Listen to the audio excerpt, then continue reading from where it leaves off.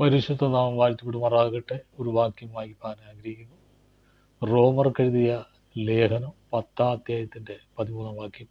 കർത്താവിന്റെ നാമത്തെ വിളിച്ചപേക്ഷിക്കുന്ന ഏവനും രക്ഷിക്കപ്പെടുന്നു. കർത്താവിന്റെ നാമത്തെ വിളിച്ചപേക്ഷിക്കുന്നവർക്ക് ഹല്ലേലൂയ, അവർ രക്ഷിക്കപ്പെടുന്നു എന്നാണ് തിരുവചനം രേഖപ്പെടുത്തിയിരിക്കുന്നത്. ലോകത്തിൽ മനുഷ്യൻ എല്ലാവരും രക്ഷിക്കപ്പെടുവാനാണ് ദൈവം ആഗ്രഹിക്കുന്നത്.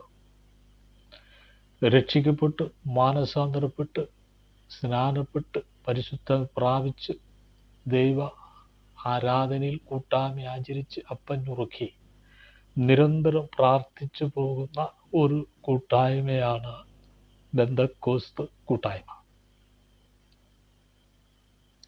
അതിലേക്ക് എല്ലാവരെയും ദൈവം ക്ഷണിക്കുകയാണ്. ഹല്ലേലൂയ. ഈ ലോകത്തിൽ മനുഷ്യന്റെ ജീവിതം നോക്കുകയാണെങ്കിൽ ജനിച്ചിട്ടുണ്ടെങ്കിൽ ഒരിക്കൽ മരണമുണ്ട്.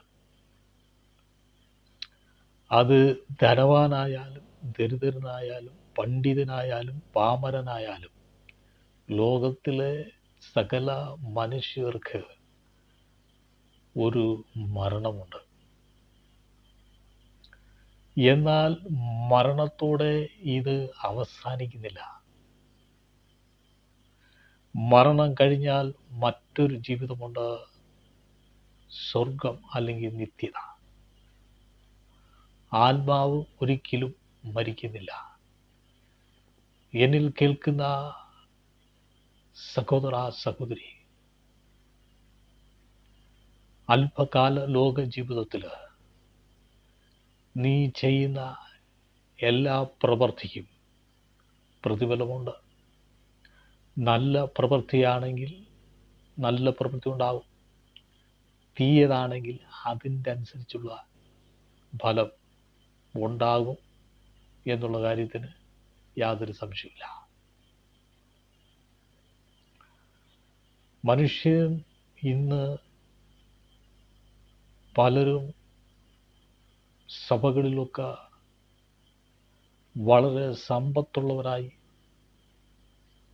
മാറിക്കൊണ്ടിരിക്കുകയാണ്.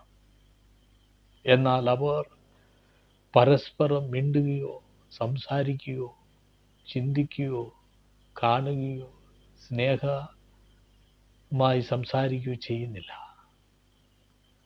അവർ ദൈവ ആലയത്തിൽ കടന്നു വന്ന് പ്രാർത്ഥിച്ച് തീരുമ്പോൾ